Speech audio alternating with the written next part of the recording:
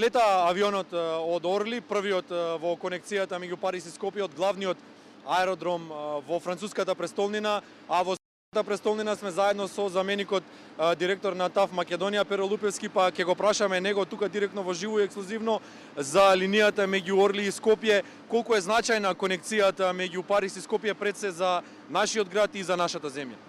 Добро утро на сите. Еве овдека сме на еден убав настан.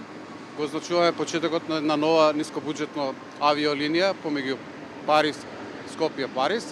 И ова е од исклучително значење за нашите патници во Македонија, бидејќи ќе има директно слетување во градот на светлината, а тоа значи дека ќе им се овозможи понатака преку конекциите што ги остварува оваа авиокомпанија, директни конекции со 160 аеродроми во светот и во 35 земји.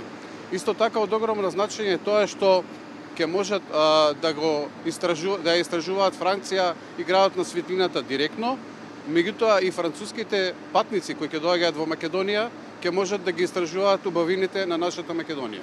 Да, ќе се обидеме во меѓувреме кога ќе излезат првите патници да обезбедиме изјава од некој да чуеме зошто парижаните, односно французите се решиле да дојдат во Македонија. Ќе ни објасните технички кога, како, колку летови ќе има, кои се термините? Авиокомпанијата EasyJet ќе лета за Париз Орли 2 пати неделно. Тоа е среда и сабота и ќе овозможи на тој начин директно летање до Орли, главниот аеродром во Париз. Со тоа ќе овозможи исто така конекции понатака со други дестинации, односно ќе овозможи, како што кажав, 160 други дестинации да можат да ги користат нашите патници во 35 земји.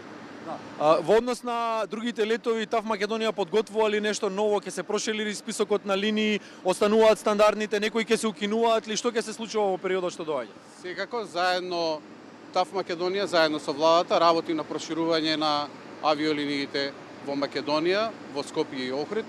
Еве како што знаете, неодамна отворивме нова авиолинија Истанбул-Охрид кој ќе биде од огромно значење за Охрид и за регионот.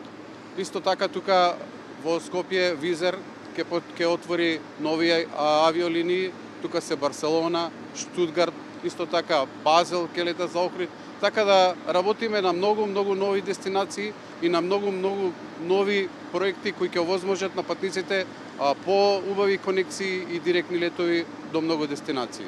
Благодариме. За сега ќе се вклучиме уште еднаш во вестите во 10 часот. Останувате со нас да го одјавиме ова линковско вклучување. Почитувани гледачи, ете, слушнавме колку од организаторот на практично оној кој што го спроведува слетувањето и летовите тука во Скопје, колку ќе биде значајна оваа конекција директна со Париз. Јасно е дека градот на светлината е примамлива дестинација за нас и дека ќе се обидеме да го претвориме и Скопје во примамлива дестинација за граѓаните на Франција, па и за другите кои што преку градот на светлината сакаат да патуваат преку нашиот град во нашата земја и преку Скопје на другите дестинации. Едно е јасно дека освен тоа што од туристички аспект ќе биде значаен овој лет, ќе биде секако и од спортски аспект, да го финишираме ова линковско вклучување, ќе имаме подобра конекција со Парк де Принсес, со Берси, тоа се двата големи спортски објекти кои што го красат Париз, така што од сите аспекти ќе биде збогатено летањето меѓу Македонија и Франција.